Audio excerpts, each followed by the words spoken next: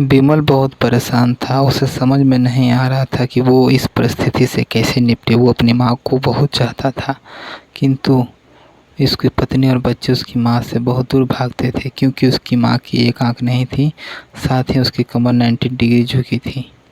वैसे वो अपना काम सब खुद कर लेती थी, किंतु फिर भी वो उसकी पत्नी और बच्चे के लिए हमेशा खटकती है। दादी, आप ऊपर के कमरे में जाओ, मेरे दोस्त आ रहे हैं, विमल के बेटे अखिल ने बड़े बेरुखी से कहा। बेटा, मैं तो यहाँ बहुत दूर बैठी हूँ, विमल की माँ ने बहुत प्यार से कहा। नहीं, आप उनके सामने मत रहो, वो मुझे चिढ़ाते हैं, अखिल ने जोर से डांटते हुए कहा। क्या हुआ अखिल, क्यों चिल्ला रहे हो?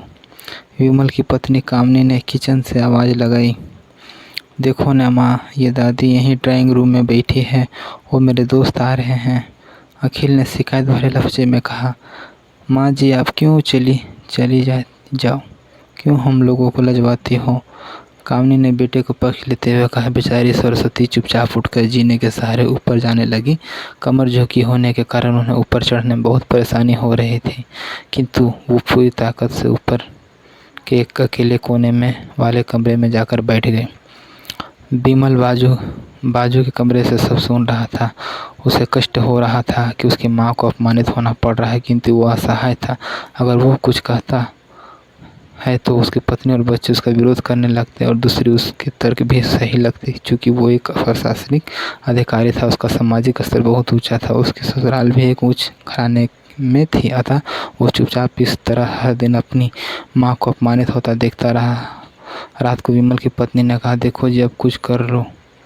कल कलेक्टर साहब की पत्नी आई थी, माँ जी अपनी देसी धुंधारा में उनके मिली, मुझे बहुत शर्म आ रही है, बताते हुए कि मेरी सास है। मैंने कह दिया कि दूर के रिश्तेदार है, इलाज कराना है। विमल को रोना आ गया, किंतु फिर भी वह चुप रह, समझ में नहीं रहता कि वो क्या करे।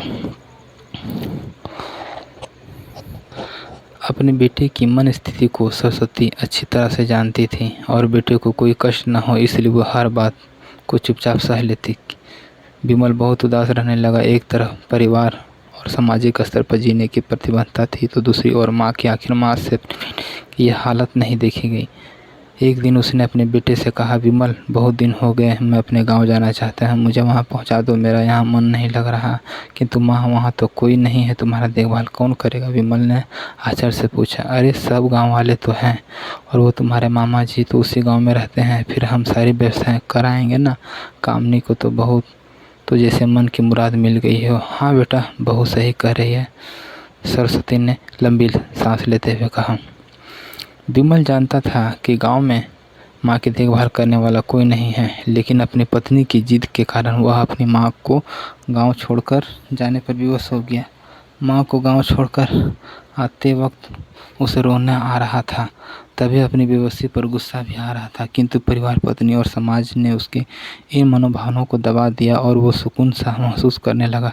कुछ दिनों के बाद उसके चाचा, जो अमेरिका में रहते थे, आने वाले थे। जब विमल बहुत छोटा था, उसके पिताजी जीवित थे, तब वो भारत आए थे और उसके बाद वो अब भारत आने वाले थे।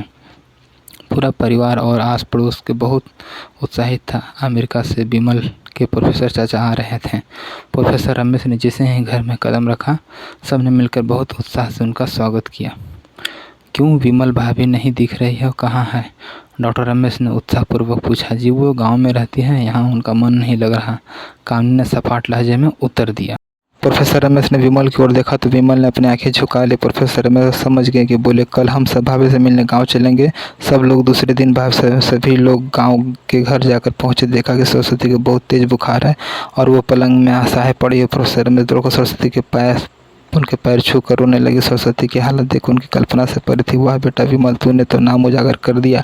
अपनी माँ की यह हालत देखकर तुझे शर्म नहीं आ रही होगी? प्रोफेसर रमेश ने विमल को लफा डांटते हुए कहा। नहीं देवर जी, विमल का कोई दोष नहीं है, मैं खुद गाँव आई थी। सरस्वती ने अपने बेटे के बचाव किया। मुझे सब पता चल गया है। भाभी, आप चुप रहो। क्यों बहू, तुम्हें अपनी सास की क्रूरता बहुत पसंद नहीं? समाज ने तुम्हें नीचा देखना पड़ता है ना? प्रोफेसर रमेश ने कामनी की ओर बैंक से देखा।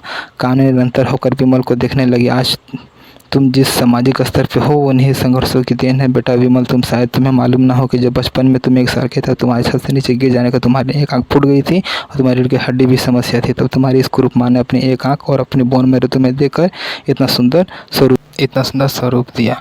कामनी बेटा, इतने सालों तक संघर्ष करके बेटे को प्रशासनिक अधिकारी बनाने वाली इस संघर्षशील औरत की तुम लोगों ने यह दशा कर दी है, तुम ईश्वर कभी माफ़ नहीं करेगा। प्रोफेसर रमेश की आंखों से अश्रु जलधारा बह रही थी। अब भाभी आप मेरे साथ अमेरिका जाएंगी, यहाँ इन स्वार्थी लोगों के बीच नहीं रहेंगी। प्रोफेसर रमेश ने सरस्वती से कहा, विमल को तो काटो तो खून नहीं था।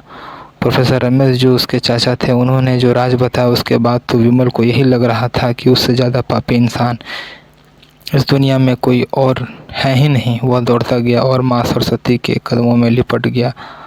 माँ, मेरा अपराध अक्षम्य है। मैं जानबूझकर चुप्पी साधे रहा, आपका अपमान करवाता रहा। अब सिर्फ आप ही उस घर में मेरे साथ रहेंगे और कोई नहीं। विमल ने आग्नेय दृष्टि से अपनी पत्नी और बच्चे को देखता। कामनी को भी बहुत पश्चाताप हो रहा था, किंतु उसकी हिम्मत नहीं हो रही थी कि वो सरस्वती से आंख मिलाकर सरस्वती से कामनी की मन स्थिति को समझकर उसे पुचकारते हुए अपने पास बुलाया और विमल को डांटते हुए कहा, खबरदार, जो मेरी बहू को मुझसे अलग करने की कोशिश की तो तुझे ही घर से बाहर निकाल दूंगी। कामनी और बच्चे ने सरस्वती को पैर पड़ते हुए अपनी व्यवहार पर माफ़ी मांगी और माँ को हृदय ने सबको माफ़ कर दिया। ये थी माँ की कहानी, माँ का प्यार।